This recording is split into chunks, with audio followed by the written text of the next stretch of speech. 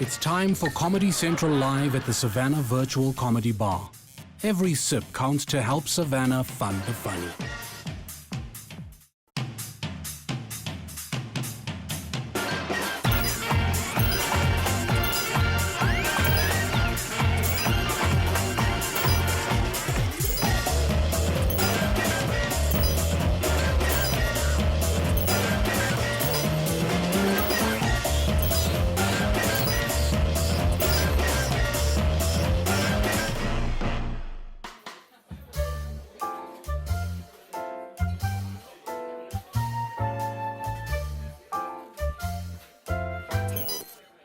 Aha! Kitsibile. Back for more unsolicited sexual advice, ne? I see a lot of new faces out there. Maybe I should introduce myself. My name is Brakom, self-appointed guru of Mtavazo. Shout out to Mtavazo gang. See, sex is one word you will hear a lot during this episode. Mainly because sex, whether ustudla or unama 6 packs. Everybody deserves great sex, guys. 6. As sex, they're going to go to feel it like this.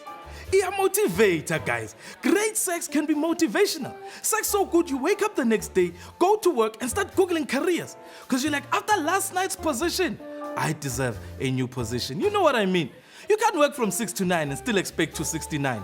In daughter, maibe ninja. And speaking of danger, this first one, muleye gay. Ladies and gentlemen, the first act, Mr. Dillan Oliphant.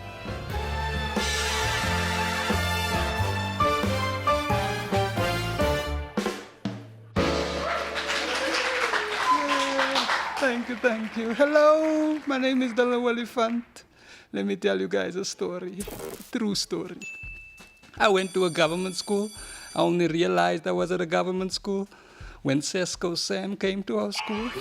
We were way too excited for bread. I went to a government school. My father went to a government school. His father went to a government school. I come from a long line of government school attendees. Thank you, apartheid. My father, he prefers me calling him father instead of apartheid alumni. He's a teacher at a government school now. He has come full circle. And I remember getting a bad report in grade 9. My father hated a bad report, hated it almost as much as he hated buying takeaways.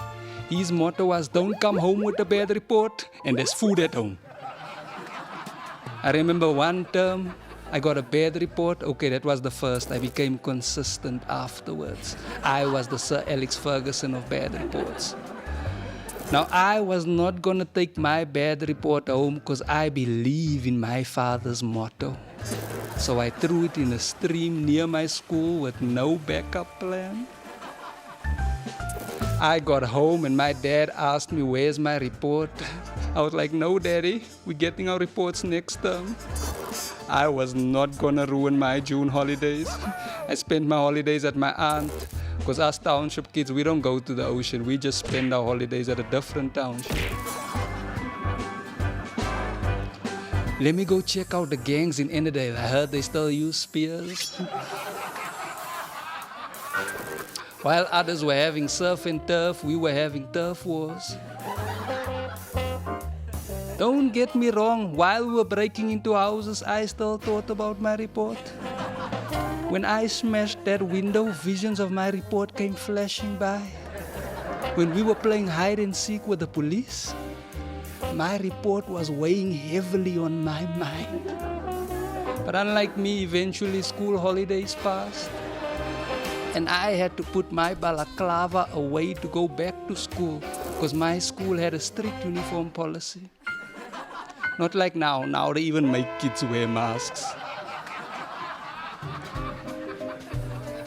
First day back at school, my dad asked me, Dillan, where's your report? I was like, there, we're getting our reports on Friday. At this point, I was just delaying. That's all I was doing. I was just delaying. Friday came around, my dad asked me again, because elephants don't forget. Dillan, where's your report? I couldn't say it's out getting swimming lessons, so I said the first thing that came to my mind, I was like, there, our accountancy teacher was in a car accident. She had the reports in her boot. Bear in mind, my dad is a teacher, so he knew the protocol. He was like, why did your teacher have the reports in her car? I was like, I don't know. But he let it be because he trusts his boy, even though I didn't do accountancy. At this point, I was too deep into the lie to back out. The thing about lies is that once you start lying, you have to continue lying until there's a Zondo commission. So I lied some more. I came from school the next day. I was like, there, it's looking bad. The accident was worse than first thought. I don't think Miss Mokgotsi is gonna make it. I was so deep in the lie, I even made my teacher a get well soon card. I couldn't afford flowers. Another week went by. I was sitting in class enjoying my truth holiday. This was before payment holiday was a thing. The principal walked into class and said, "Can Dillan Oliphant please come to the office?" My friend ran to fetch me at the toilets where I was bunking. I rushed back to class and I was like, "Sir, what's wrong?" He was like, "No, just come with me to the office." On my way to the office, I knew I was a dead boy walking. I was a young Sean Penn. But part of me was still hoping I'd walk into the principal's office and see Sesko Sam. But I walked into the office and I saw my father sitting at the principal's desk. The principal and I were both nervous. It was like me and the principal were both there to see the principal. The principal asked me, "Dillan, where's your report?" I thought, not this question again. He got louder. He was like, "Dillan, where's your report?" I threw it away, sir. You threw it away? Yes. Sometimes you have to let go and let God. And what did you tell your father? That Ms. Mokgotsi was in an accident, sir. So you willing to lie about your teacher dying just to get out of trouble? I was like, "No, sir. She didn't die in the accident. She was wearing a seatbelt. Ms. Mokgotsi isn't irresponsible. She's got 2 kids she raises by herself." She tells us that every day. My father got so angry, he chased me and the principal out of the office. The principal and I sat detention that whole term. I went home that afternoon and I got a beating of a lifetime from my parents. My mom and dad tag teamed me like it was a wrestling match. My father ended up with the belt.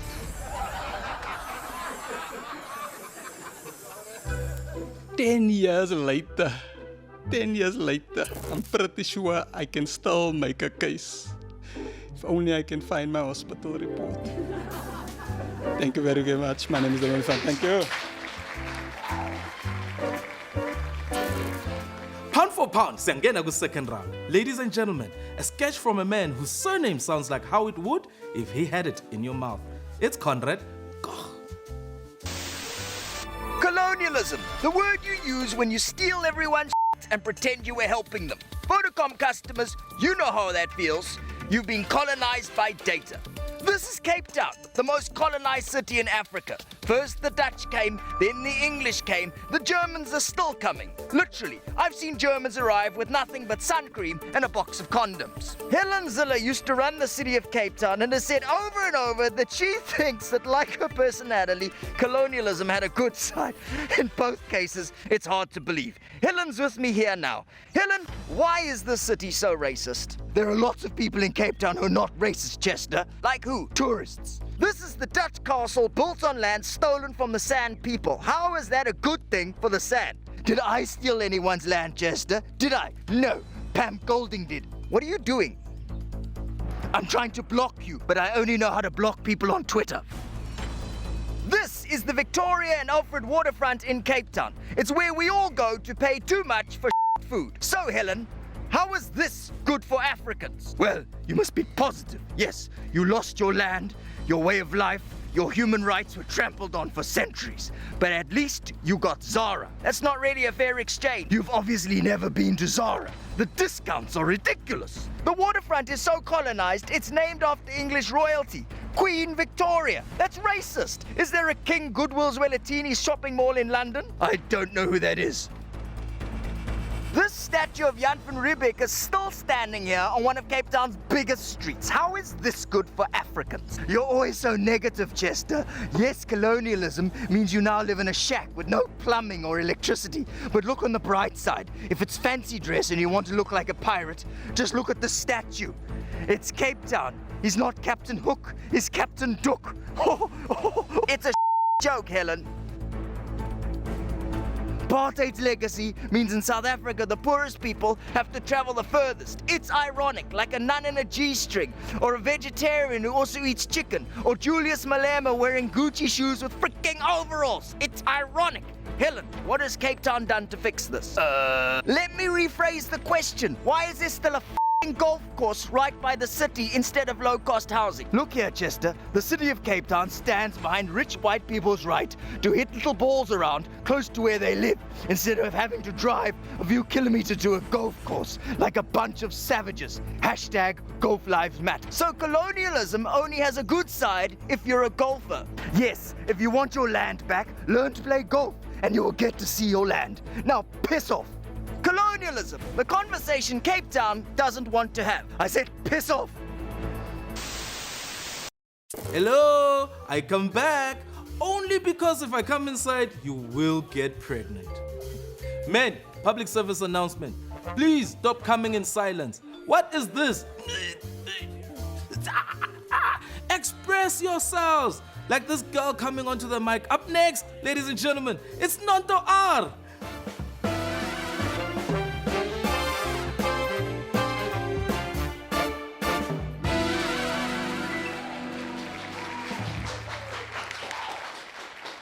Hello, son Bonani.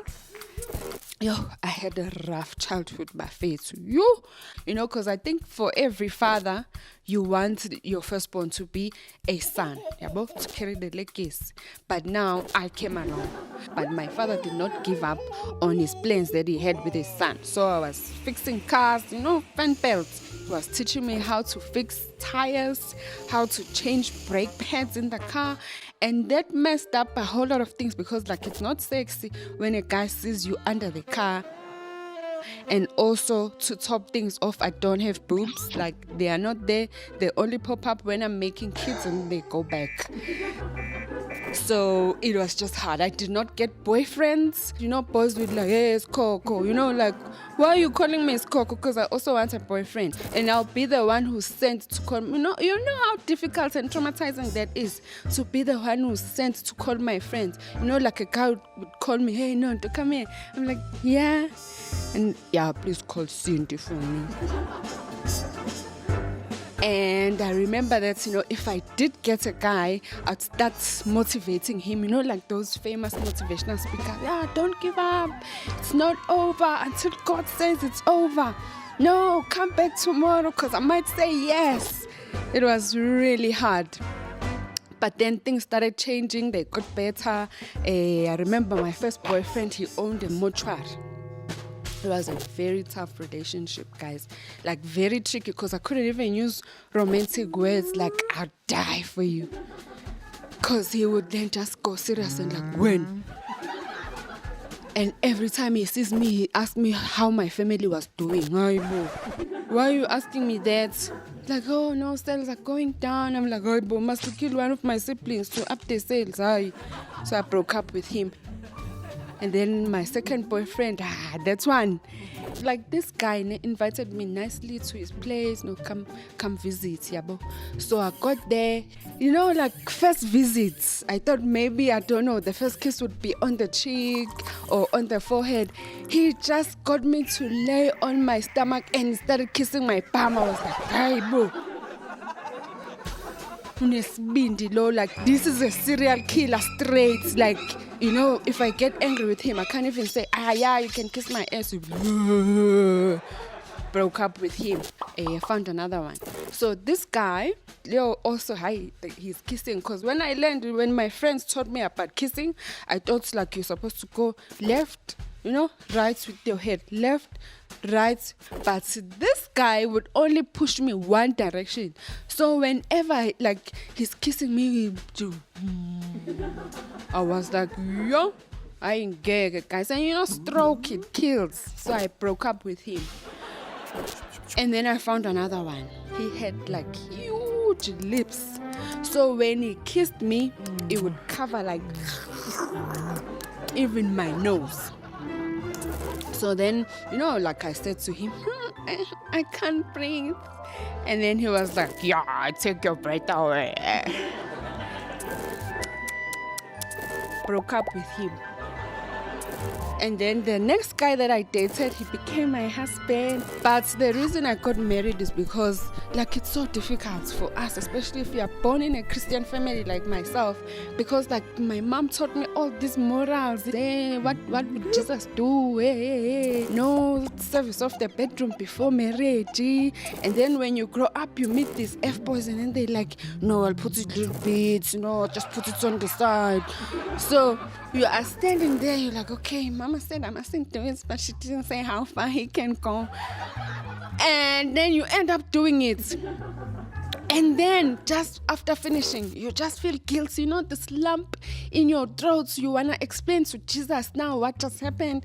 So you praying there like, Heavenly Father, Rakakabosha, Rababazien, speaking in tongues. Oh, Jesus, please forgive me, Ramamabosha. It's me, your daughter. It's the devil. Devil tempted me. And just before I can say amen, the bastard is ready for second round. So now I must pray all over again. I was like, hey, let me just get married, get this over with. So marriage is nice, and the sex in marriage is also very nice because you don't feel guilty. Like my husband is a preacher, right? So he'd be standing there in the pulpit like, he broke the bread and he gave them. I'm like looking at my bread, I'm like, yes, Jesus. That is my bread, hallelujah. I love it. I even started a policy there at home that, if we fight, because couples have their fair share of fights, but let us not mix things. Right, the people that are fighting are up here. Those, they can fight whenever they want to. But the animals down there in South Africa, they must carry on playing. You see, and this is how I came to that conclusion. Because this one time, I spent the night going out to the movies, nice couple things, couple goals, hey. And then when we got there, I sent him to buy popcorn. Now, instead of putting sour cream and chives, he goes and he puts salt and vinegar. Who does that? I felt like my feelings were disrespected here in this marriage. And as a woman, this is where you need to put your foot down because these guys, they don't listen. And he must learn. He needs to know who's who in the zoo. So I decided right there and then, okay, he's not getting the service of the bedroom tonight. My mind is made up. I must teach him a lesson, teach him early so that he knows his place. So we got home, I'm angry, my mind is made up, my blood is flowing nicely clockwise, Get to bed, sleeping on my side, facing that direction. He's not getting it. And then, as soon as he opened the door, and he got into my voice started changing like this. It didn't even touch me, but my blood started going on reverse. And then I was like, oh my Jesus, what is happening now?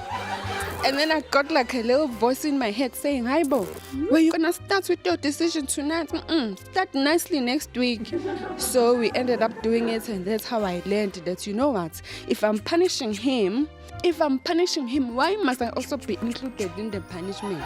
It's not right.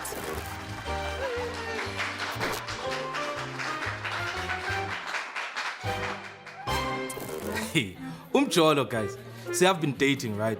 So I got myself an older woman. She's like 11 years older than me. The problem is, she's always trying to prove her youthfulness to me, Sometimes it's cool, sometimes it's alarming, because I'm like, Magret, you have a house and a bed. Why are we at the back of a Toyota test trying to have sex? It's bad for your back. Even worse, what about your arthritis, Magret? It's almost like she doesn't care. But see me, I care. Because every now and then I carry an extra can of like deep heat because I know her knees like to act up. But I'm a caring guy, you know what I'm saying? The other day she suggested we go to the club. Together, we went to the club. She got Habli at the club. And then she put Snafe in her Habli. The whole club was sneezing. Everyone wasn't having a good time. Well, except her and a couple of other older people in the club. Because they started dancing like a toy. It was almost like throwback apartheid parties or some sort. It was crazy. But here's my problem. It's fine, Magret. Prove that you're youthful. Do all those things. But I don't like it when it happens with situations that don't need it. Like when we're having sex. She's like, let's go for 3 rounds. I'm like, Magret, you've got work in the morning. Have you ever had like sex for so long, someone started getting hiccups during the sex? And you're there like trying to help. Because you know when someone gets a hiccup, you have to help stop them from breathing for a little bit. I was there like, she was like, yeah, harder. I'm like, Magret, it should be less, not more. Anyway, I think I'm oversharing at this point. But one last question. Uga wawa during itogi style. Wabambelela ngamabele. Just me. Hi, okay. You know what? Next time you see me in the streets, holla back. It's Pragom. You know, Thabiso gang till we die.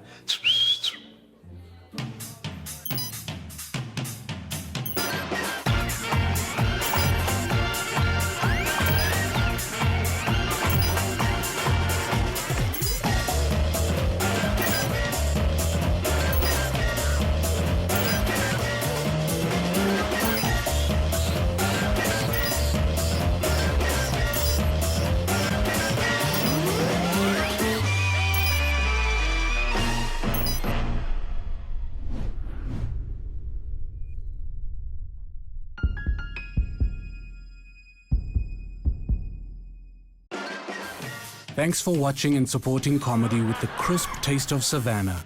Because shops don't accept punchlines at the till.